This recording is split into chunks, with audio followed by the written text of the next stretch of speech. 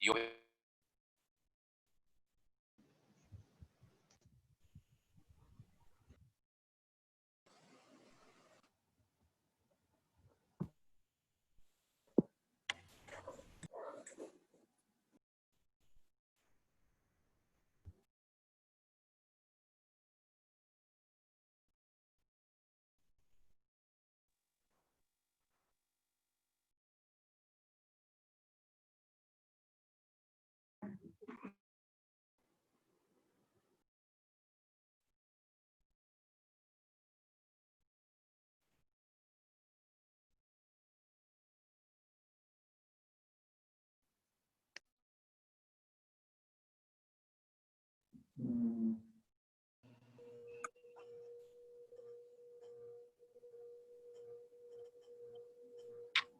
which is also stuck in there pretty good. And at the end of that video,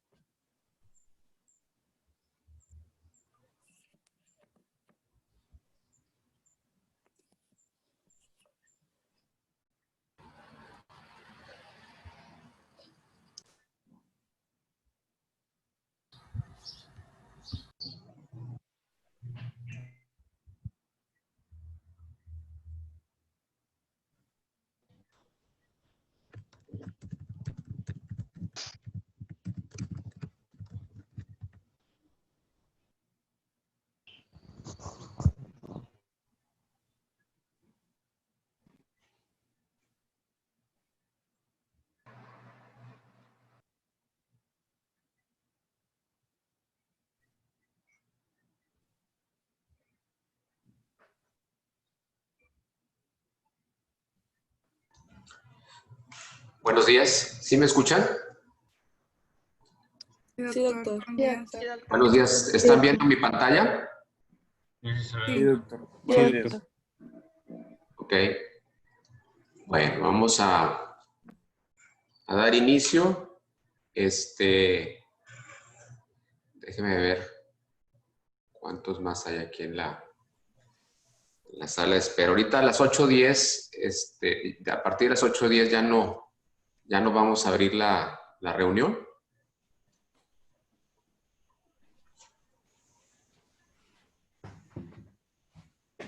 Y vamos a darle inicio porque es una clase larga, un poco tediosa. Ojalá que tuvieran oportunidad de hacer una adecuada revisión del tema, porque es un tema complejo, incluso para el mismo gastroenterólogo es algo, la atención de una diarrea crónica fácilmente te pierdes en la evaluación del paciente, sobre todo porque hay un grupo todavía aproximadamente del 10% en donde no vamos a poder determinar el origen del padecimiento, ¿sí? Entonces, acuérdense cómo cuando comentamos lo de la diarrea aguda, veíamos que se clasificaba por tiempo de duración. Una diarrea aguda era menor de 2 semanas, una diarrea persistente de 2 a 4 y una diarrea crónica es a partir de las 4 semanas.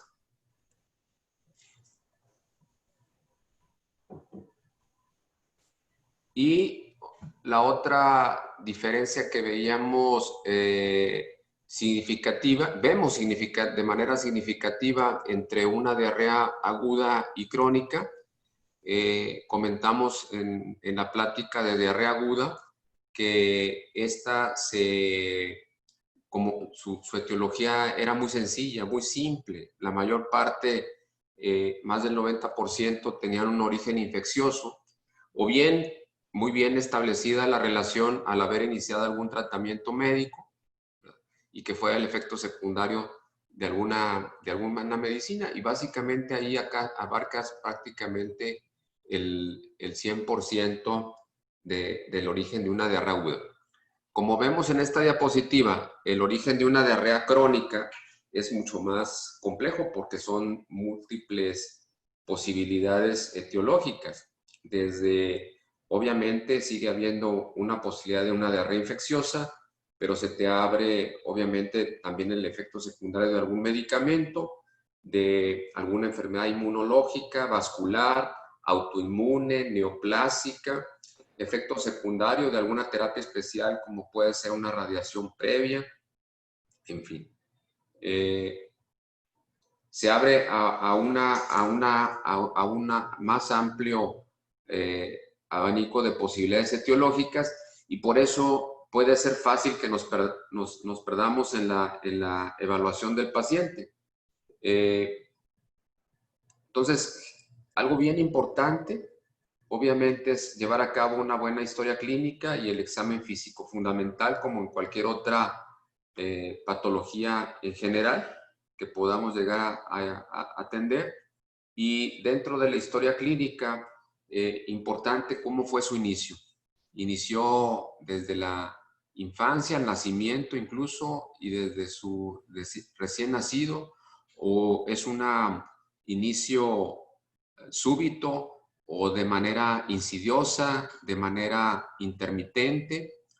Dentro de los antecedentes recientes del paciente, importante ver si hubo viajes recientes, cuál es su condición socioeconómica y geográfica incluso, para saber a qué tipo de alimentos tiene acceso el paciente, qué tipo de agua es la que tiene acceso también, si es agua potable o no. Las características de la evacuación es muy importante. Gente que no le gusta ver sus propias pero es importante siempre tener una idea de cuál es nuestra condición, sobre todo si hay una alteración como es la diarrea.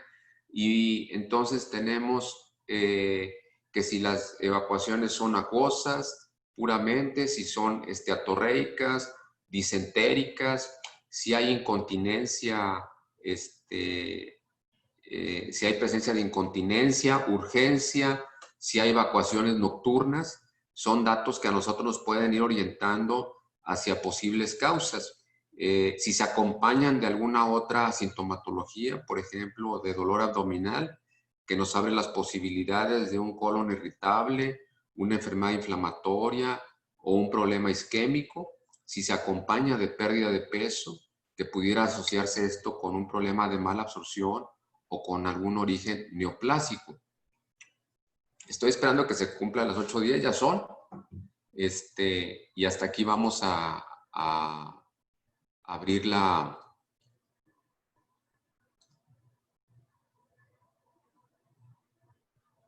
reunión. Muy bien. Si tiene asociación con alguna, con algún evento que lo atenúe o que lo exacerbe, como puede ser la dieta, y hasta un 90% de los pacientes, cuando ya vienen a nuestra consulta, ya ha hecho alguna modificación en la dieta y ha intentado hacer una dieta de exclusión.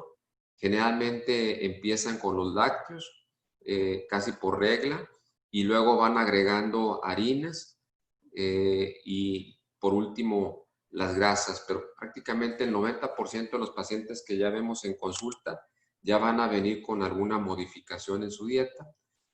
Obviamente preguntar acerca del inicio reciente de algún medicamento.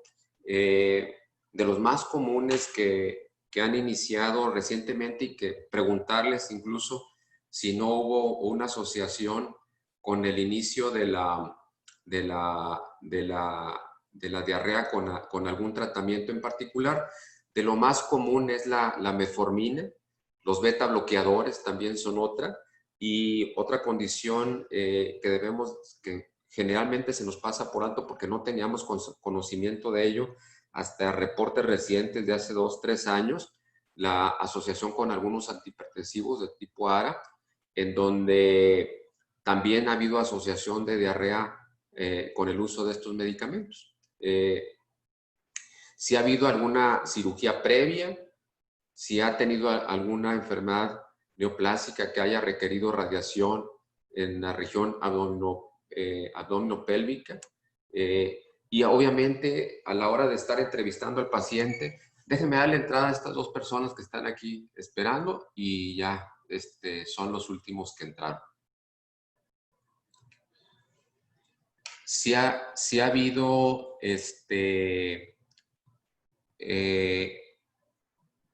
a la hora de estar viendo incluso al paciente, es importante que estemos pendientes de su comportamiento, porque eventualmente nos puede dirigir hacia un fondo también incluso psiquiátrico. Hay pacientes que consumen deliberadamente laxantes y no lo reconocen. O bien, siempre les pongo el ejemplo de una paciente porque ha sido el más característico. Bueno, 2. Una que fui a ver a una casa precisamente de pacientes con problemas psiquiátricos, en donde la persona usaba y abusaba de laxantes, pero no lo reconocía. Y otra paciente también de características ansiosas, en donde tomaba leche de magnesia, como saben ustedes y lo vimos en la plática pasada, es un laxante osmótico, y decía, si lo tomo, estoy bien, pero si no lo tomo, se me agravan las hemorroides. Entonces, venía a consultar por diarrea y le decía, pues tienes que quitar la leche de magnesia. Pero decía, si me quito la leche de magnesia, me estrillo y se me agravan las hemorroides. Entonces, era una contradicción ahí de la paciente, pero desde que estamos en la entrevista del paciente, en la consulta, nos damos más o menos cuenta de la posibilidad de esta situación y mucho vemos ahí con respecto a su comportamiento, ¿no? Si hay historia de enfermedades sistémicas como hiperparatiroidismo, diabetes, que puede ser eventualmente alguna manifestación de alguna neuropatía por una diabetes de larga evolución, enfermedades de la colágena, en donde puede asociarse propiamente con la enfermedad en sí o bien con los tratamientos inmunosupresores que a veces llevan a cabo estos pacientes. Obviamente puede ser parte de un síndrome tumoral, de una inmunodeficiencia adquirida o de alguna deficiencia de alguna inmunoglobulina de manera específica. La más común es la IgA, que se puede eventualmente manifestar con diarrea crónica. Generalmente ya estos diagnósticos van llegando por exclusión y porque ya hemos estudiado todo y dices, bueno, ya lo único que me falta evaluar es esto. Esta última opción, la de la deficiencia de inmunoglobulinas. En el examen físico, datos importantes, por ejemplo, veríamos si la diarrea ha tenido alguna repercusión en el estado hidroelectrolítico del paciente o bien alguna repercusión sobre su estado nutricio, que haya pérdida de peso mayor de un 10% en los últimos 3 meses, 10% de su peso habitual, nos va diciendo de que hay una pérdida de peso significativa. A nivel de piel y tegumentos, si hay datos de flushing, no sé si todos identifican lo que es flushing. Bueno, No. que es un enrojecimiento, una pletórica ahí facial, en donde el paciente siente una congestión y hay un enrojecimiento franco de la parte superior del cuerpo. Ese es el flushing, la pelagra, que son cambios que eventualmente se pueden presentar por mala absorción, que nos pueden ir dirigiendo hacia esa posibilidad. Si se acompañan de flushing, eventualmente nos pudieran hablar de un síndrome de carcinoide, dermatografismo, que nos puede hablar sobre un problema de atopía o alergia, y lesiones herpetiformes, sobre todo en las áreas extensoras del cuerpo, como son nudillos, rodillas, codos. Esto lo vemos en pacientes con enfermedad celíaca. En cuello, obviamente, si hay adenopatías o bien una masa tiroidea o alguna masa en la cara, en la base de la cara anterior del cuello, nos puede decir que eventualmente pudiéramos estar frente a una situación tiroidea. En tórax, la presencia de estertores o ruidos agregados en el área precordial. Esto va en relación a un problema valvular que eventualmente puede acompañar a los pacientes con carcinoide.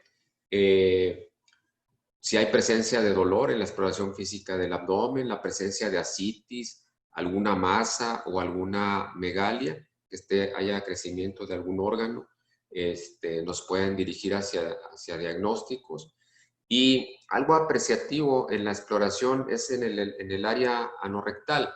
Digo apreciativo porque obviamente la única manera objetiva de ver el funcionamiento del esfínter es mediante una manometría anorrectal. Sin embargo, en la misma exploración que llevamos a cabo, podríamos eventualmente tener de manera apreciativa a la hora de hacer la exploración digital si hay competencia o no del esfínter anal y obviamente si hay obtención de sangre en el dedo explorador. Si hay presencia de edema en miembros inferiores, nos podría indicar también de un problema de mala absorción o de de algún otro tipo de padecimiento de insuficiencia cardíaca, nefropatía, hepatopatías, etcétera, que se pueden acompañar de edemas. Y dentro de la evaluación, generalmente empezamos con una evaluación general por laboratorio y habitualmente esto nos puede ya ir guiando acerca de la significancia de la diarrea crónica que describe el paciente e incluso hacia posibilidades etiológicas. Por ejemplo, en una biometría hemática, ver si hay anemia. Si la anemia la podemos clasificar ya como una anemia microcítica, que nos hablaría de una pérdida de hierro. o bien una anemia megaloblástica o macrocítica, que ya nos hablaría de la posibilidad de una deficiencia de vitamina B12 o ácido fólico, y esto nos puede dirigir hacia ciertas patologías o ir a buscarlas específicamente con algunos métodos diagnósticos especiales. La cuenta de leucos y el diferencial acerca de que si hay leucopenia podría irnos dirigiendo hacia un problema de inmunosupresión, y en el diferencial, por ejemplo, encontrar una eosinofilia franca nos puede dirigir hacia empezar a evaluar al paciente como un síndrome hiperosinofílico que puede ser primario o bien secundario a una atopía o bien a una gastroenteritis eosinofílica primaria, y o sea, ya desde una simple biometría hemática ya nos puede ir guiando hacia la posibilidad etiológica del paciente. En el perfil bioquímico, si ha habido una repercusión en el estado hidroelectrolítico del paciente, vemos la función renal, vemos los electrolitos, los niveles de proteínas que nos digan si hay repercusión en el estado nutricio del paciente, aunque aquí la evaluación de las proteínas hay que tener precaución, porque los problemas inflamatorios propiamente, eventualmente en el momento en el que el organismo está enfrentando un problema inflamatorio o inmunológico, eventualmente empezamos a producir proteínas de fase aguda, y esto nos va a dirigir a disminuir nuestras proteínas totales, la albúmina, sin que eso signifique que haya un deterioro en el estado nutricio. Simplemente nos habla de la respuesta inflamatoria que estamos entablando en nuestro cuerpo y no necesariamente de un estado malnutricio. En el coprológico, que es una sola muestra, con eso puede ser suficiente para ver si hay la presencia de moco, y obviamente que haya el análisis microscópico de ese moco para ver si el moco es puramente secreción de moco o bien es a expensas de leucocitos. Y acuérdense que si hay más de 10 leucos por campo, esto hablaría de una diarrea inflamatoria. Con respecto al pH, normalmente es alrededor de 7. Si es abajo de 7, esto nos dice que es un pH ácido, y que una de las principales etiologías de un pH ácido puede ser que el paciente sea intolerante a la lactosa o esté consumiendo un exceso de azúcares no absorbibles por alimentos con azúcares como estos edulcorantes que no son absorbidos y que eventualmente, si son ingeridos en exceso, eventualmente también pueden acompañarse de diarrea, y una pista para esto sería un pH ácido de las heces. También hay que tener en cuenta que al estar acelerado el tránsito intestinal, no sería raro que aun cuando el paciente no esté consumiendo un exceso de lácteos, pueda eventualmente presentar un pH ácido por el mismo tránsito acelerado. La sangre oculta, aquí nada más hay que tener precaución, primero, de qué tipo de análisis se hizo. El común que se hace desde hace muchísimos años, eventualmente puede ser mal diagnosticado si el paciente en los últimos 3 días ingirió algún tipo de carne, incluyendo carnes frías, si está tomando antiinflamatorios, y estos eventualmente por una gastritis erosiva también nos puede dar sangre oculta positiva. Entonces, o bien puede ser falso negativo si está tomando algún antioxidante, y por eso se les pide que tengan una dieta restrictiva de estos alimentos en los últimos 3 días antes de la toma de la muestra.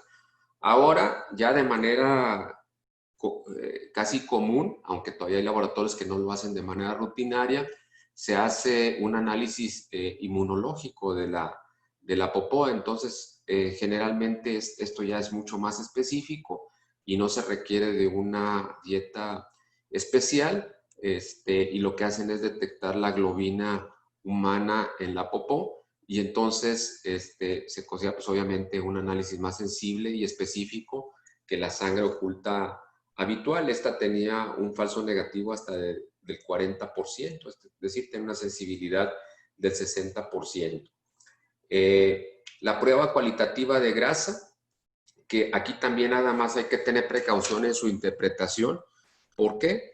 Porque otra vez, si hay un tránsito acelerado del intestino, eventualmente si el paciente consumió unos taquitos el día previo, alguna carne grasosa, le puso simplemente mayonesa a un sándwich, eventualmente nos puede dar una prueba positiva o falsamente positiva. Y el escrutinio de laxantes, si lo llegamos a considerar, no es un estudio rutinario, de hecho no es disponible hasta donde yo sé en los laboratorios nacionales, y generalmente si se tiene que hacer hay que mandarlo, o el mismo laboratorio lo manda a Estados Unidos, y creo que no son muchos centros tampoco allá en donde hacen este análisis. Ahí básicamente hay que guiarnos también por lo que platicaba hace un momentito respecto a la personalidad del paciente.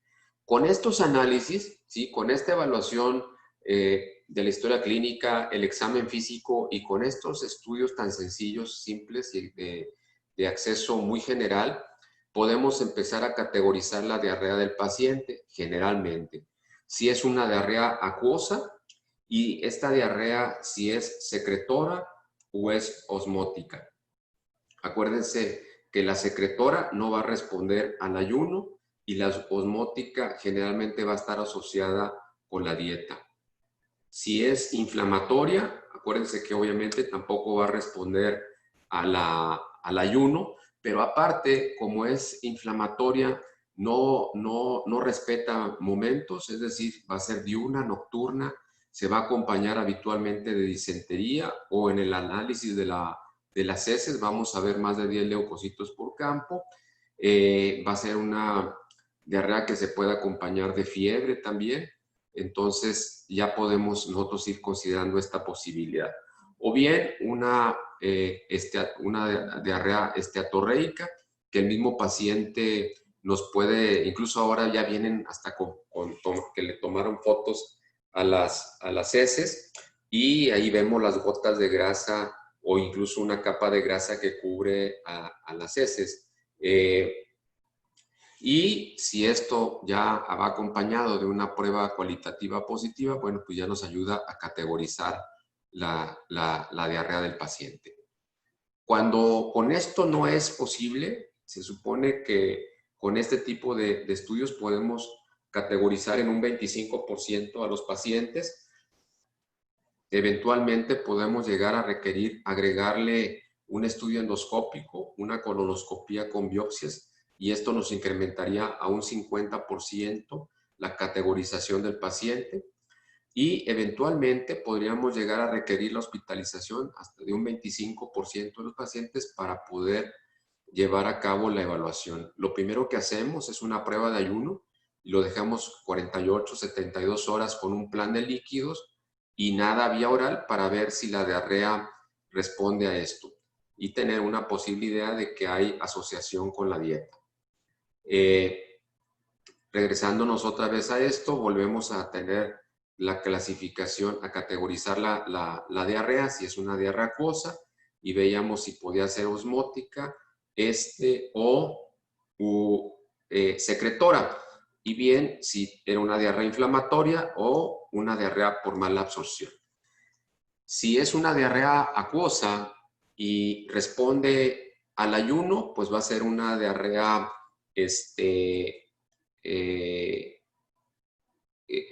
va a ser una diarrea osmótica, ¿sí? Y lo más aquí creo que tengo aquí invertido bueno, es en relación a los síntomas o signos o alteraciones que pueden acompañar a la diarrea acuosa. Lo primero es, si responde al ayuno, entonces seguramente hay una sustancia en la dieta que va a actuar de manera osmótica. Lo más común son los lácteos. Les comentaba preguntar acerca del tipo de dieta que consume el paciente, porque puede estar exagerando el consumo de edulcorantes y esto ser la causa, o bien pudiera haber la ingesta de laxantes que pueden estar desconociendo, o bien de manera intencionada estar consumiendo el paciente. Puede ser una diarrea osmótica asociada a una cirugía previa. Por ejemplo, el 10% de los pacientes poscolecistectomía pueden desarrollar diarrea y de este grupo el 1% puede permanecer con ella todavía hasta el año posterior a la cirugía. Generalmente la manifestación es casi inmediata al procedimiento. Debemos generalmente tranquilizar al paciente porque lo más común es que esto ceda con las semanas o meses y al año el 90% la resuelve y uno de cada 100 va a permanecer todavía con ella de manera indefinida. El manejo de esta generalmente con quelantes de sales biliares como la colestiramina, que a veces ahora se batalla como muchos medicamentos en el país. Actualmente se está batallando bastante para conseguir, pero si no, hacerles una receta y van y la surten aquí en frontera. En Estados Unidos hay colestipol y hay colestiramina que pueden actuar perfectamente para quelar las sales biliares. La resección ileal, que puede ser anatómica o estructural, por ejemplo, después de una apendicectomía complicada, en donde hubo la necesidad de resecar toda la región ileocecal, colon ascendente e ilion terminal, pueden llegar a manifestar este tipo de diarrea también, tanto por postcolistectomía como por la resección anatómica de la región ileocecal o bien una pérdida de esa zona por una enfermedad inflamatoria como puede ser Crohn, que acuérdense que hasta en un 50-75% puede haber afección de la región ileal distal. Esto es por problema también de la absorción de las sales biliares. Les comenté la vez anterior que ahí se completa la circulación enterohepática de las sales biliares. El 90% son reabsorbidas, regresan al hígado y ahí completan la circulación enterohepática. Tenemos que tener precaución y precisamente hace un par de días vi una paciente en donde ahora que está de moda la cirugía de obesidad, el bypass gástrico, la manga no es común que manifiesten un problema, pero los pacientes con bypass pueden manifestar dos tipos de diarrea. Una que sea de tipo osmótica por un vaciamiento gástrico rápido, o la otra es que acuérdense que el bypass gástrico en la cirugía de obesidad tiene dos componentes. El procedimiento tiene un componente restrictivo en donde dejan un estomaguito de 30-50 mililitros como volumen, como capacidad volumétrica, y tiene un componente mal absortivo, de manera que precisamente por eso se llama bypass, porque puentean aproximadamente 1 a 2 metros de intestino y deben de dejar por lo menos 1,20 m, 1,50 m de intestino residual, de intestino delgado. Entre más corto dejen el intestino delgado funcional, pues obviamente va a ser más severo el problema malabsortivo.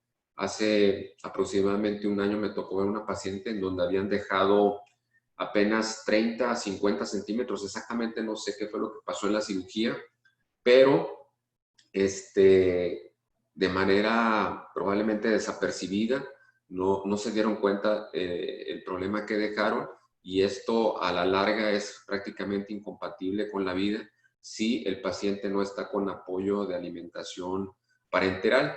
Afortunadamente se identificó el problema porque la paciente llegó con una peritonitis asociada a una citis precisamente por mala nutrición. Y entró a cirugía la paciente precisamente por abdomen agudo, y lo que se identificó fue una peritonitis bacteriana secundaria o espontánea, pero fíjense que no era por hipertensión portal, era por la misma desnutrición que desarrolló ascitis, desarrolló la peritonitis, y se identificó el procedimiento iatrogénico, se corrigió y la paciente está perfectamente bien. Se mantuvo todavía su bypass, pero se le dejó ya un segmento más largo de absorción. Entonces hay que tener en mente eso. Se puede manifestar entonces como una diarrea osmótica o se puede manifestar como una diarrea estatorreica. Hace 2 días precisamente llegó una paciente asustada. Hace mes y medio le hicieron el bypass y ahora venía asustada porque en sus evacuaciones veía gotas de grasa. y les comento, venía ya con la fotografía del baño, en donde venían las gotas de grasa muy francas. Y eventualmente el síndrome de intestino irritable puede eventualmente manifestarse con ese tipo de diarrea, sobre todo si es agravado por algún componente de la dieta. Acuérdense ahora, una de las principales dietas aplicadas al intestino irritable es el FODMAPs, que es por sus iniciales en inglés de fructosa, oligosacáridos, disacáridos, metanos, me faltan dos. Es fructooligosacáridos, oligosacáridos, disacáridos, monosacáridos y polioles. Y creo que se me está escapando uno. Son los componentes que eventualmente pueden exacerbar un intestino irritable con diarrea. Y para esto le podemos pedir al paciente o nosotros tener ya un formato propio de alimentos que eventualmente pueden acompañarse de exacerbación de la diarrea del intestino irritable.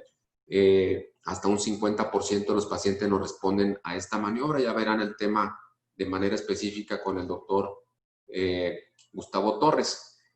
Si el paciente tiene síntomas como diarrea diaria, incluso nocturna, viene con datos de deshidratación, hipocalemia, incontinencia, pérdida de peso, quiere decir que hay datos de probablemente un problema orgánico más severo que lo que hemos platicado hasta ahora, y entonces vamos a llevar a cabo la evaluación del paciente que no responde al ayuno, de una diarrea que llega a ser incapacitante con las características que comentamos hace un momento.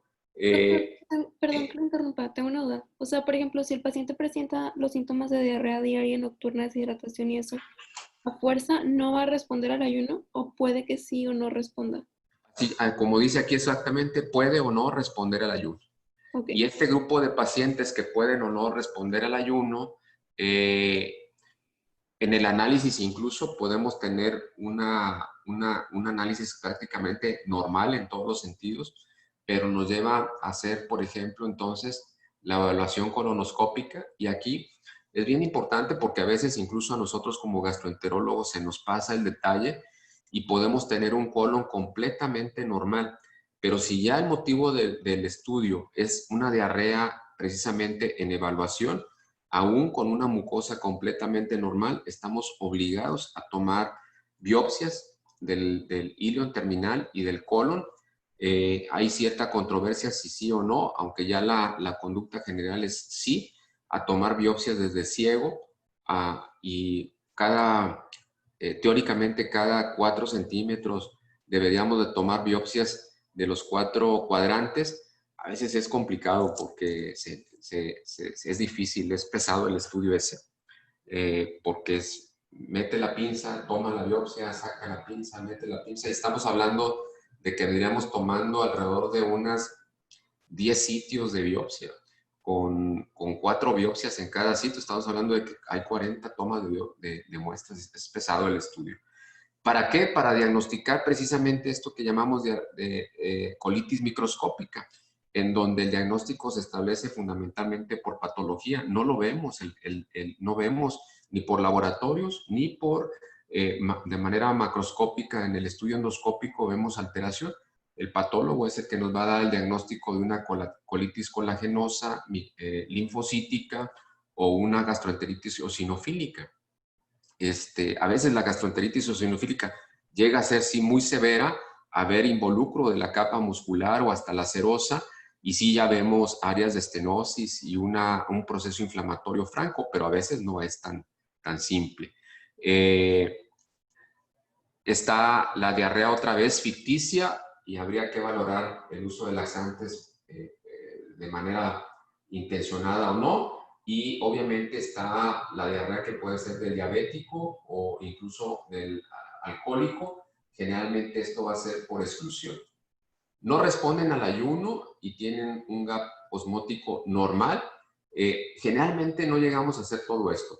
Mire, una vez que ya llegamos hasta aquí y descartamos todas las posibilidades previas, incluso ya le hicimos una colonoscopia al paciente, descartamos un evento microscópico, hicimos endoscopia superior, tomamos 4 biopsias de duodeno de segunda porción, tercera porción de duodeno y 2 biopsias del bulbo duodenal, descartamos enfermedad celíaca por suero y por patología. Más adelante vamos a ver lo de enfermedad celíaca. Una vez que ya descartamos todo esto, tenemos que empezar a considerar esas otras posibilidades. Entonces podemos mandar a hacer marcadores tumorales, determinaciones de péptido intestinal vasoactivo para descartar un bipoma, a realizar una determinación de ácido 5-hidroxiintalacético en orina de 24 horas para descartar un carcinoide, pedir niveles de calcitonina para descartar un medular de tiroides, gastrina para descartar gastrinoma o un glucagón para descartar un glucagonoma.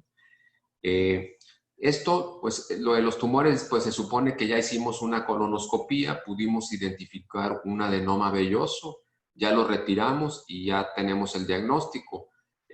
La mastocitosis es una entidad en donde es secundaria a la producción anormal de histamina, entonces hacer una determinación de histamina en orina de 24 horas nos lleva al diagnóstico de la mastocitosis. Si ya descartamos todo esto, ya hicimos los estudios endoscópicos, etcétera. Dentro del estudio endoscópico incluso tomamos un aspirado duodenal para mandar cultivar y descartar un síndrome de sobrecrecimiento bacteriano, descartamos un problema inflamatorio, descartamos una neoplasia, pues otra vez regresamos a la diarrea ficticia o bien a la que llamamos una diarrea pseudopancreática. Algunas manifestaciones clínicas, déjenme hacer un paréntesis. Disculpen que prácticamente repito la clase a la que tienen acceso en plataforma, pero me parece que es importante que yo vaya recalcando algunas cosas en las diapositivas, porque les digo, no es un tema fácil, lo reconozco, es incluso aburrido. Seguramente el 98% de ustedes no va a leer el libro porque van a ver que tiene pocos dibujitos y son muchas páginas. Entonces, por eso no hice una presentación clínica puramente, voy haciendo comentarios de mi experiencia personal, pero me parece que es importante que diera yo el tema con la revisión de las diapositivas, porque a veces la pura revisión personal de las diapositivas no te guía exactamente acerca del pensamiento del expositor a la hora de hacer la presentación. Entonces, ya regresando aquí a esta diapositiva, hay algunas manifestaciones clínicas extraintestinales que eventualmente nos pueden orientar hacia algunos diagnósticos. Por ejemplo, si hay úlceras bucales, conjuntivitis o epiescleritis, nos pudieran hablar de una enfermedad de Crohn o un Behçet, artralgias o monopoliartropatía pueden acompañar al Crohn, al Whipple, a la enfermedad celíaca, Behçet.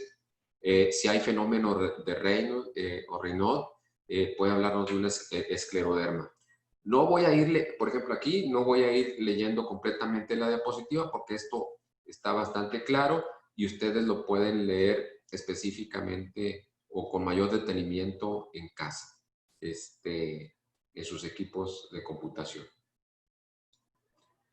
Algunos estudios que nos pueden orientar, y de hecho algunos de ellos los pedimos de entrada, además de la biometría, el perfil bioquímico y el coprológico, para ir en la evaluación del paciente y, por ejemplo, ir descartando un problema inflamatorio o autoinmune. Generalmente lo que acompañamos en la evaluación inicial del paciente es una sedimentación globular y una proteína C reactiva, que acuérdense que son marcadores inflamatorios y que nos pueden orientar a que la diarrea que estamos evaluando es de origen inflamatorio.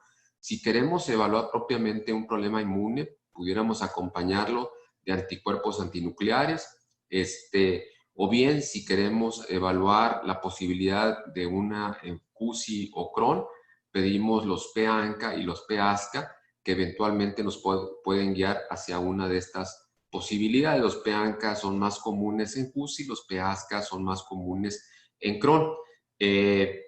Sí, lo que queremos evaluar es que estamos frente a un paciente con posibilidad de enfermedad celíaca, entonces los marcadores son los antinomesiales IgA, los antitransglutaminasa IgA, y estos en combinación nos van a dar el diagnóstico con una sensibilidad y especificidad mayor al 90%. Y siempre que los mandemos a hacer, hay que solicitar unos niveles de inmunoglobulina A, porque eventualmente si el paciente tiene una deficiencia específica de IgA, eso nos explicaría posiblemente directamente la diarrea, y aparte nos puede dar también que se trate de una falsa negativa de los marcadores de enfermedad celíaca, porque obviamente tiene deficiencia de IgA. Sí, seguimos pensando en este grupo de pacientes con enfermedad celíaca, podemos solicitar específicamente algunos antígenos de histocompatibilidad, como es el DQ2 y el 8, que eventualmente nos pueden guiar hacia la asociación genética de enfermedad celíaca.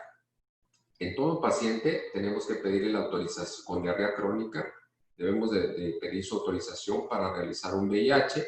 Y lo de la seroamiba, aquí hay que tenerlo con reserva en nuestra población por la alta prevalencia de amibiasis y que esta sea la explicación a la diarrea. Teóricamente, el coprológico con el YAPC, que debe de incluirlo, nos pudiera guiar eventualmente hacia la posibilidad de amibiasis, sobre todo si vemos trofozoitos, nos hablaría de una enfermedad activa de amiba. Sin embargo, las posibilidades de que esto nos haga positivo son menos del 80%, más del 80%, perdónenme.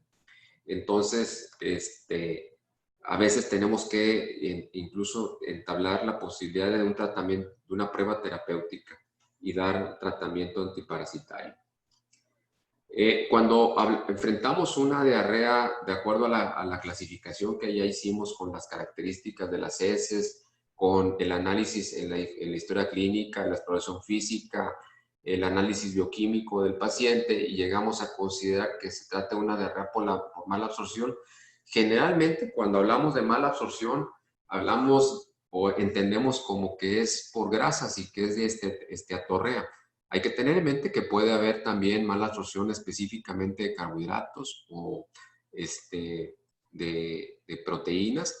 La de proteínas es muy, muy raro que yo haya visto en la revisión una causa, creo que nada más era el síndrome de Harlow, que es una condición genética asociada a X, en donde hay específicamente la mala absorción de proteínas. Es una entidad sumamente rara, que no la vamos a abordar aquí. Si nosotros estamos ya, otra vez me regreso, que entendemos que un síndrome, cuando hablamos de un síndrome de mala absorción, estamos hablando de esteatorrea y estamos hablando de mala absorción de grasas. Esta mala absorción, acordémonos que puede ser a 3 niveles: a nivel de la luz intestinal, a nivel por un problema inflamatorio de la mucosa, o puede ser por un problema post-mucosa. Revisen con detenimiento esta diapositiva, en donde viene como posibles causas una alteración en la mezcla de nutrientes, como puede ser el paciente con cirugía gástrica, un problema por lipólisis, es decir, un problema por sales biliares o por enzimas pancreáticas.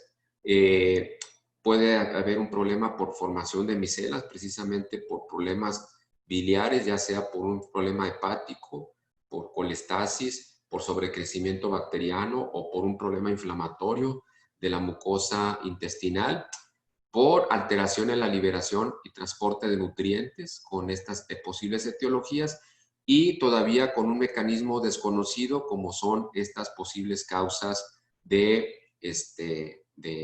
mala absorción. Algunos medicamentos comunes que pueden eventualmente provocar diarrea, y miren aquí la paradoja que vemos con respecto a la colestiramina, que eventualmente lo damos precisamente para pacientes con diarreas coleréticas, que pueden ser pacientes con intestino corto, con un Crohn o con una diarrea post-colestectomía o que tuvieron una resección ileocecal. puede provocarnos esta diarrea con mala absorción de hierro y vitamina B12. Las fibras, que son quelantes precisamente, y también nos pueden llevar a deficiencias de algunos nutrientes cuando consumimos un exceso. Tetraciclinas o derivados de tetraciclinas, como puede ser la doxiciclina, algunos antiácidos también, el olestra, que es una grasa para cocinar que se utiliza precisamente para no absorberla, eventualmente nos puede provocar un problema también de mala absorción. La metformina, que utilizamos con mucha frecuencia para pacientes con resistencia a la insulina. Ahora algunos lo manejan también para manejo de obesidad, algunos lo manejan ahora también como inmunomodulador en pacientes ahora que estamos con lo del COVID. La carbosa también, que es un auxiliar en el tratamiento de la diabetes. La colchicina, que eventualmente utilizamos en el manejo de la hiperuricemia. A veces lo utilizamos incluso también como laxante. Nos puede provocar este tipo de problema. Algunos inmunomoduladores como metrotexate, pacientes con algún problema inmunológico o neoplásico, eventualmente es utilizado el metrotexate. La fenitoína como anticonvulsivante también nos puede provocar diarreas por mala absorción, y un medicamento que utilizamos para enfermedad inflamatoria, la sulfasalacina, que eventualmente también utilizan los reumatólogos para algunos padecimientos como espondilitis anquilosante, que también nos puede provocar problemas de diarreas de mala absorción. ¿Qué hacemos entonces para clasificar la mala absorción? Creo que ya está nuevamente disponible, porque aquí lo primero que tendríamos que hacer es ver si el problema es a nivel de la mucosa, a nivel de la luz o después de la mucosa. A nivel de la mucosa, si nosotros sospechamos que es a nivel de la mucosa, por ejemplo, frente a una enfermedad celíaca, pues ahí lo indicado es hacer un estudio endoscópico, tomar biopsias para confirmar ahí y ver incluso el estado del inflamatorio del intestino. Si no tenemos idea de dónde viene el problema, eventualmente hacíamos una prueba de D-gilosa, como lo vemos aquí en el tercer escalón.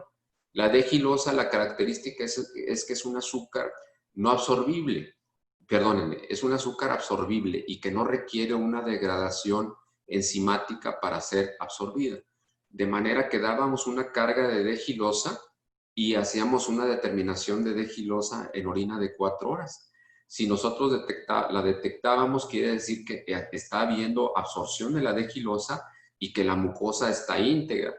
Si no detectábamos D-gilosa o estaba baja en sus niveles en la orina de 4 horas, quiere decir que la mucosa estaba inflamada y que teníamos que entrar a un estudio endoscópico para la toma de biopsias, eventualmente hacer un aspirado duodenal de líquido intestinal, mandarlo cultivar, y si detectábamos en el cultivo un crecimiento bacteriano de más de 10 a las 5 unidades formadoras de colonia, eso quiere decir que hay sobrecrecimiento bacteriano y ese es el origen de la esteatorrea. Antes, para hacer el diagnóstico propiamente de la esteatorrea de manera objetiva, hacíamos una prueba cuantitativa. Sin embargo, es bastante incómodo para el paciente, si está hospitalizado, para los vecinos y para el personal de laboratorio, no se diga. A mí todavía me tocó de residente hace más de 20 años llevar a cabo este procedimiento y juntábamos en una alberquita de esas que venden en los supermercados, juntábamos la popó del paciente. Y 2 días previos a iniciar la colecta de 3 días, empezábamos a dar 100 gramos de grasa y luego juntábamos la popó de 3 días de manera consecutiva, y si había una detección o una cuantificación de más de 7 gramos de grasa en el paciente, era el diagnóstico de esteatorrea. Actualmente no lo hacemos. Yo creo que si se hace, probablemente sería como parte de un protocolo de investigación, y nos apoyamos en pruebas cualitativas. Se supone que tiene una sensibilidad del 90%, una especificidad del 90% cuando hay una pérdida o una excreción de grasa mayor de 10 gramos en una cuantificación de 24 horas. Esta es una prueba única, no necesitamos hacer la colecta de 24 horas, ni mucho menos de 3 días. Es pedir al paciente una prueba así como tal para detección de grasa. Aquí nada más tener precaución en la interpretación, por lo que les comenté hace un momento, si estamos frente a un paciente con un tránsito acelerado y se echó unos tacos grasosos una noche antes o un sándwich con mayonesa, puede eventualmente darnos una falsa positiva. Entonces aquí es la clínica, la bioquímica y complementarlo con este tipo de análisis específico para definir si hay esteatorrea. Si nosotros pensamos que el problema es a nivel pancreático porque tenemos un paciente alcohólico con historia de dolor abdominal crónico y sospechamos que pudiera ser una pancreatitis crónica el origen, podemos tomar una simple de abdomen, por ejemplo, y en un 20% de los pacientes podemos ver una área estelar por las calcificaciones en la topografía del páncreas y eso nos podría establecer ya el diagnóstico de una pancreatitis crónica. A veces no es suficiente, en el 80% de los pacientes no vamos a ver estos cambios característicos y vamos a tener que hacer estudios especiales como un ultrasonido endoscópico, por ejemplo, para ver el páncreas, tomarle biopsias, etc. Un método que pudiéramos haber realizado no invasivo es hacer una pancreatografía por resonancia con estimulación con secretina, pero por alguna circunstancia, exactamente no sé cuál sea, no hay secretina en el país y nunca se ha hecho, yo creo, la intención de tenerla y no se cuenta con ella aquí. Entonces, tendríamos que irnos a estudios invasivos como un ultrasonido endoscópico para hacer el diagnóstico de una pancreatitis crónica y que nuestro paciente estuviera con insuficiencia, por sospecha de que nuestro paciente está con una insuficiencia pancreática. Lo del sobrecrecimiento bacteriano ya lo comentamos. Y si obviamente sospechamos que es un problema inflamatorio intestinal, pues hacerle endoscopía y tomarle biopsias. ¿Qué es lo más fácil en un paciente con esteatorrea, con diarrea crónica y de características esteatorreicas? Es, si ya tenemos al paciente con estas condiciones, hacerle un coproceriado de una muestra por día, no de una muestra tomar las 3 muestras, porque es lo más sencillo, porque la sensibilidad se cae. Se supone que es una sensibilidad acumulada y así tenemos un 30%, 60% y 90% con un coproceriado de identificar una Yardia. Acuérdense que la Yardia es el parásito que característicamente infecta el intestino delgado y nos puede dar este problema de mala absorción. Otra forma puede ser que pidamos específicamente el antígeno de Yardia en heces, lo cual tiene una sensibilidad del 90%. Creo que es un poco costoso, entonces pudiera ser esa la limitante para el paciente. Y la otra es darle tratamiento empírico, ¿verdad? Vamos a probar con un antibiótico para descartar la posibilidad de sobrecrecimiento bacteriano y darte un antiparasitario para descartar la posibilidad de una yardiasis. Aunque generalmente cuando hay yardiasis lo que nos ha tocado es que sí no la identifican en la mayor parte de los pacientes. Si es positivo, pues damos el tratamiento. Si no, incluso no sería criticable dar una prueba terapéutica. Si todo es negativo, ya sea el análisis de las heces o bien la prueba terapéutica, podríamos llegar a tener que considerar realmente que es una esteatorrea. Si realmente la hay, pues buscar lo que ya comentábamos ahorita, ¿no? Si el problema es a nivel de la mucosa, si es un problema pancreático, biliar o un problema de sobrecrecimiento, o bien, obviamente, si se trata de una diarrea acuosa o inflamatoria. Algunas manifestaciones que puede haber por la mala absorción, revisen estas diapositivas con las manifestaciones específicas de estos nutrientes, qué manifestaciones son las que dan, ¿sí? Revísenla con detenimiento. Aquí de manera sencilla les puse esta diapositiva porque de lo más común que vemos por problemas de mala absorción es la deficiencia de B12 y folatos y de hierro. La característica aquí es la misma en los tres, que hay anemia. Sin embargo, una anemia por hierro sería microcítica, con volúmenes bajos. Una anemia por deficiencia de B2 y folato sería una anemia megaloblástica o macrocítica en los volúmenes. Y una característica clínica que eventualmente puede haber específicamente en la deficiencia de B12 es que puede haber parestesias, ataxia, o el paciente incluso nos puede llegar con paraparesia y nos llega en silla de ruedas por una anemia megaloblástica severa. Y eventualmente puede tener la manifestación gastrointestinal de diarrea. Fíjense, me han llegado pacientes con disgeusia y glositis, incluso por deficiencia de B12, ¿sí? A nivel osteomuscular, nos pueden llegar con manifestaciones por deficiencia de vitamina D, calcio, magnesio. La deficiencia de zinc nos puede dar anorexia, diarrea, rash, alopecia.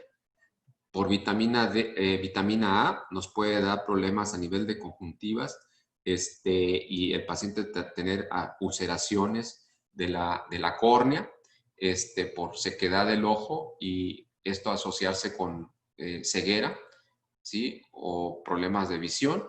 La de vitamina K, nos puede dar obviamente discrasias sanguíneas y la vitamina E, que fue la última vitamina a la que se le identificaron específicamente alteraciones en su deficiencia, allá por los principios de los 80s, que nos puede dar parestesias, ataxia y retinopatía. Y ya entrando, nos faltan pocas diapositivas, vemos cómo la intolerancia a la lactosa, específicamente voy a abarcar esta y la enfermedad celíaca. Me voy un poco más rápido. Acuérdense que la lactosa es un disacárido que es degradado o desdoblado en una molécula de glucosa y galactosa. Generalmente la tenemos más abundante al momento del nacimiento y puede ir disminuyendo con la edad, de manera que algunos de nosotros eventualmente nos podemos hacer intolerantes cuando antes nos encantaban los lácteos. Se estima, ¿verdad?, que hasta un 30% de la población del centro y sur de México, también en el norte no es raro, hasta en un 16-20%, podemos ser deficientes de lactasa, ¿sí? Acuérdense que la lactasa es la enzima que degrada la lactosa, que se encuentra en los bordes en cepillo ahí de las microvellosidades, y que cuando carecemos de ella de manera absoluta o en cantidad, eventualmente la lactosa que no es digerida en el intestino delgado llega al intestino grueso, es degradada ahí por la flora y esto produce gas que distiende el intestino y esto produce espasmos, produce la secreción de líquido en la luz, produce humedad de las heces, produce la diarrea y todo esto pues va a dar manifestaciones de cólicos, gases y diarrea característica del problema. Puede ser primaria cuando desde nacimiento se carece de la misma, o bien secundaria que se va perdiendo con la edad, o bien secundaria algún proceso inflamatorio del intestino. El cuadro clínico típico es los cólicos, la diarrea, la distensión, la flatulencia y los problemas nutricionales obviamente van a ser principalmente en los niños, en recién nacidos, en donde obviamente su nutrición depende principalmente de la leche o los lácteos. ¿Cómo hacemos el diagnóstico? De una manera simple, podemos hacer una dieta de exclusión y quitarle al paciente los lácteos y derivados de los lácteos durante 2 semanas y luego reintroducirlos. 2-3 semanas haces una dieta excluyente de lácteos y derivados y a las 2-3 semanas reintroduces los lácteos. Vas a ver cómo se quitan los síntomas y al reintroducirlos regresan los síntomas. Ahora, si tenemos disponibilidad de hidrógeno expirado, pues es una manera objetiva de hacer el diagnóstico y damos una carga de 50 gramos de lactosa y se va a determinar el hidrógeno expirado. Creo que en la ciudad no tenemos prueba o no sé si el doctor Diego ya la tiene en su laboratorio. porque creo que en algún momento él lo estuvo haciendo, el doctor Diego García, que va a estar también participando aquí en las clases con ustedes. Y entonces se hace determinaciones de hidrógeno expirado a los 30, 60, 90 y 120 minutos. Una prueba positiva nos sale cuando hay un incremento de hidrógeno a más de 20 partículas cuantificadas. Puede haber falsos positivos en casos de sobrecrecimiento bacteriano o falsos negativos cuando hay una flora no productora de hidrógeno. La primera prueba esta es la que hacíamos nosotros hace muchos años. Le dábamos una carga de lactosa, ¿sí? Aunque hay unos que estaban en contra de ella porque la cantidad de lactosa que das difícilmente, que más o menos viene siendo el equivalente a medio litro, una cosa así de leche, generalmente no la consume la mayor parte de las personas. Se supone que aún el paciente más intolerante generalmente te puede tolerar todavía hasta una taza de leche al día, o el equivalente aproximadamente. ¿Qué hay que hacer con ellos? Pues bueno, dependiendo del grupo de pacientes de edad, hay que suplementarlo, ¿sí? Pacientes menores de 4 meses o hasta 4 meses, 400 miligramos al día, de 5 a 12 meses, 600 miligramos, de 1 a 10 años, 800 miligramos, y de los 11 a los 24, 1200 miligramos. A partir de los 24, generalmente continuamos con los 1200, pero ya no funciona tan sencillo, ¿eh? Ya el depósito de calcio ya no es tan simple, ¿sí? Y el pico máximo óseo, como ustedes recordarán en la plática de osteoporosis de endocrinología que acaban de pasar, ya no es tan consistente. Algunos alimentos que debemos de tener en mente que contienen lactosa, que hay que evitarlos. Y con respecto a la enfermedad celíaca, algunos otros nombres: enfermedad celíaca, espueso celíaco, enteropatía sensible al gluten. Ahora muchos pacientes la traen de moda y es la segunda dieta más aplicada en los pacientes de consulta. La dieta si no es que la más, porque la FODMAPs, hay gente todavía que no tiene conocimiento de ella, pero la de gluten, todo el mundo es celíaco aquí. Cuando en los estudios que han hecho epidemiológicos, que no son muchos, entiendo que nada más endocrinología aquí, creo que llevó a uno que no sé si lo concluyó, para pacientes con diabetes insulino dependiente, que podemos ver que es frecuente que puedan acompañarse los enfermos celíacos de diabetes mellitus no insulino dependiente. Y el otro lo hizo nutrición ya hace algunos años, y se vio que había una prevalencia menor al 0.5 o 1% de la población. O sea, es extremadamente raro en nuestra población, pero aquí todo el mundo que viene a consulta es celíaco, según ellos. Recuerden que es un problema inflamatorio asociado con la reacción a la proteína de los cereales, y definitivamente los europeos y los americanos es muchísimo más prevalente el padecimiento que en nuestra población. Más frecuente en mujeres que en hombres, 2-1. Y cuando no conocíamos el origen del problema, había un pobre pronóstico con mortalidades hasta del 10-30%. Ahora que sabemos cómo es el problema y cómo se trata, es apenas del 0.4%. Con respecto a la etiología, les decía, pues se asocia con una proteína de la cáscara de los cereales. No se sabe cuál es la que te causa el daño, las prolaminas o las gluteninas, que son las proteínas del cereal. La cosa es que a las 8-12 horas de que lo tomamos, hay una respuesta inflamatoria al gluten, y es que empiezan a desarrollar los síntomas los pacientes. Hay una asociación genética que se determinó por los antígenos de histocompatibilidad, el DQ2 y el 8, que van a estar presentes hasta el 98% de los pacientes, ¿sí? El tratamiento obviamente va a ser excluirlo de la dieta. El problema es en los niños, en donde identificamos generalmente el problema a la hora de la lactación. Acuérdense que es la suspensión o la introducción de ya alimentos. y donde se empiezan a meter los cereales, que generalmente es con lo que empezamos, es en donde el paciente empiezan con problemas, porque prefieren no comer y esto los lleva a desnutrición, mala nutrición, falla en el desarrollo, apatía, palidez, anorexia, debilidad muscular, hipotonía, distensión abdominal. En el adulto, la diarrea es el síntoma principal y fíjense que todavía hace como un año me tocó ver una paciente que vino por PFHs alteradas, fíjense, y tenía historia de diarrea intermitente, pero ya la paciente tiene 70 y tantos años y se vino a hacer el diagnóstico hasta ahora, fíjense, de enfermedad celíaca. A mí me alarmó al principio y de hecho yo la evaluación la inicié porque ella no venía por diarrea, vino por las PFHs alteradas y PFHs francamente alteradas.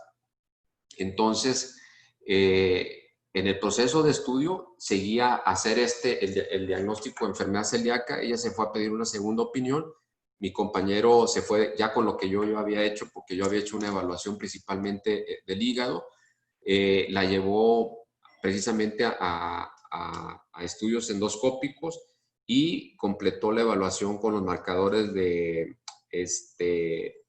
enfermedad celíaca, que ella los iniciales estaban negativos, fíjense. El diagnóstico se estableció por biopsia y por antígenos de histocompatibilidad. Y así me ocurrió con otra paciente de 40 años también.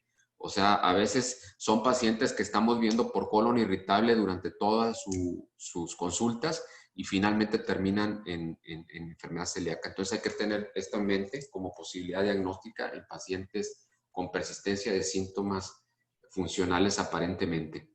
Pérdida de peso es la otra característica, flatulencia, anemia por deficiencia de hierro y folatos. Pues ya cuando hay estas alteraciones, pues ya te hacen ver que es muy franca el problema y hay que empezar a estudiar al paciente. El problema es como esta paciente que les comentaba de 70 años, en donde no había nada aparentemente y venía por deficiencia, por PFHs alteradas.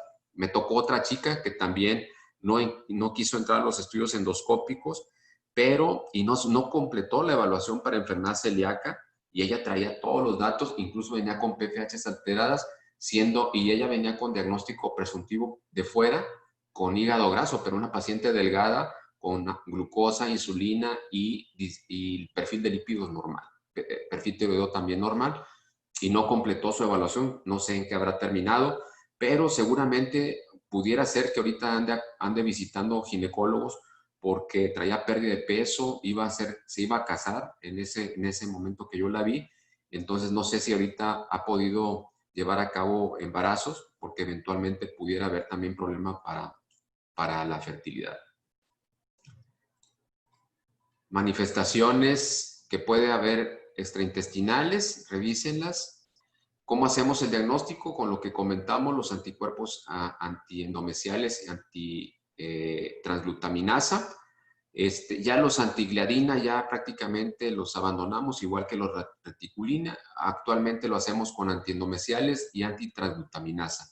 Y acuérdense de pedir los niveles de IgA cuando los manden a hacer. El tratamiento, obviamente, retirar de la dieta el gluten y alimentos que no son cereales y que eventualmente pueden contener gluten, como son embutidos, por ejemplo. O bien ya generalmente, aquí incluso en Monterrey hay una asociación de pacientes celíacos, en donde ellos mismos se van pasando los tips de la dieta. Eventualmente, dependiendo de la severidad del problema inflamatorio intestinal, se puede llegar a requerir esteroides o inmunosupresores, ¿sí? La vigilancia es anual, de por vida, con marcadores serológicos. Cada vez que el paciente reintroduzca cereales y esté expuesto al gluten, van a salir positivos. Entonces, aquí es bien importante que si van a mandar a hacer las pruebas, el paciente tenga una dieta normal durante el último mes para que podamos tener mayor sensibilidad de los marcadores. Si no, nos van a poder salir falsos negativos si el paciente cuando viene con nosotros tiene una dieta excluyente de gluten. Biometría hemática, folatos, calcio y fosfatasa alcalina anualmente. El riesgo de neoplasia se incrementa en los pacientes de cualquier tipo de cáncer 2-3 veces arriba, linfomas 30-40 veces más, adenocarcinoma de intestino delgado 83 veces más, de esófago, boca y faringe hasta 23 veces más. Entonces son casos que tenemos que tener en mente. Algunas enfermedades que se asocian con enfermedad celíaca y podemos llegar a tener que hacer un escrutinio de la misma. Pacientes con dermatitis atrófica. Acuérdense que la dermatitis herpetiforme puede ser una expresión de la enfermedad celíaca. Pacientes con Down, epilepsia, deficiencia de IgA, diabetes mellitus insulino dependiente, pacientes con cirrosis biliar primaria, sarcoidosis, Sjögren y enfermedad tiroidea. Y con esto terminamos. ¿Alguna pregunta o comentario? Buenos días, doctor. Yo tengo una duda. No sé si me Sí. escucho bien. Sí, muy bien. Es que no sé si sea muy tonta, pero quería saber si se puede ser intolerante al gluten. O sea, de que si la intolerancia al gluten y la enfermedad celíaca son entidades diferentes o una engloba a la otra. No, de hecho son, ahora en el espectro de la enfermedad celíaca, precisamente se ha visto, se ha abordado el tema como pacientes sensibles al gluten, y así se conoce, como pacientes sensibles al gluten. Son pacientes que pueden manifestar datos como de colon irritable, digamos, pero no manifiestan todos los problemas orgánicos que eventualmente tiene el paciente celíaco. Y que aquí hay que hacerle ver al paciente que eventualmente, sobre todo los pacientes que son estrictos con el gluten y no son celíacos, en donde cada vez se ha visto mayores complicaciones de ese tipo de dieta, que pueden desarrollar con mayor riesgo síndromes metabólicos, cardiopatía isquémica, el paciente con dietas excluyentes de gluten no celíacos. Y sí, dentro de ese espectro está el paciente con sensibilidad al gluten, que no son enfermedad celíaca, que no manifiestan manifestaciones orgánicas de gluten, y los marcadores son negativos, ¿verdad? Tanto los anticuerpos como los antígenos de histocompatibilidad y las biopsias, obviamente. ¿Alguna Gracias. otra pregunta? Muy bien, entonces los dejo, continuamos con el temario. Fíjese que he visto que... Yo, doctor, ¿Mande? doctor, en el seguimiento de la enfermedad, el examen dijo que era medición de inmunoglobulinas.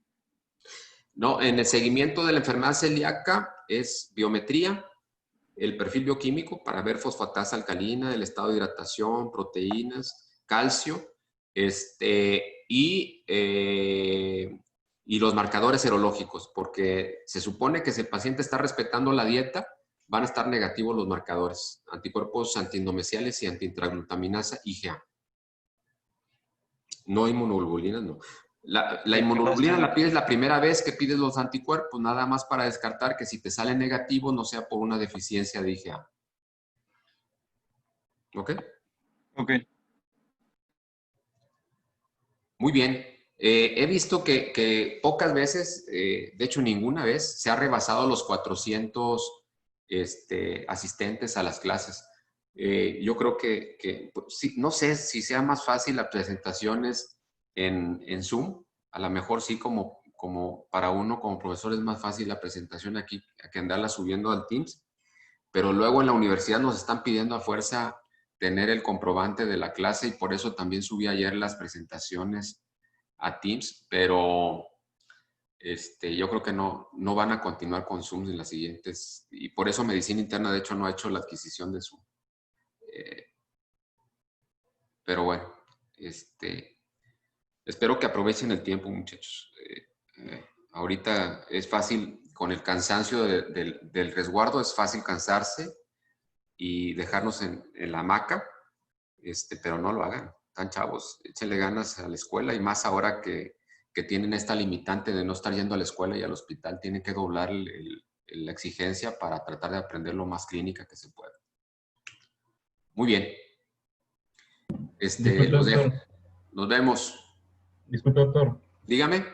Entonces, si en dado caso de que mañana vayan a hacer las clases por Teams, se nos va a avisar en la plataforma, ¿no? No, ya se rentó el Teams ahorita para el mes de gastro, pero la verdad es que ya no le vi yo ahorita ya la situación, por lo menos práctica pudiera ser para uno subir las pláticas, pero para lo que nos pide la universidad, que es para tener un comprobante de que se está cumpliendo con el temario y todo eso. Sí, es una doble tarea que hay que hacer. Ok, gracias. No, este curso de gastro se va a seguir por Zoom. También algunos profesores no están muy familiarizados con Teams, entonces se les hace más fácil estar llevando la clase aquí en Zoom. Pero pues no le veo la necesidad del gasto. Muy bien. Muchas gracias, muchachos. Gracias, doctor. Gracias, doctor. Gracias, doctor. Nos vemos. Gracias. Bye.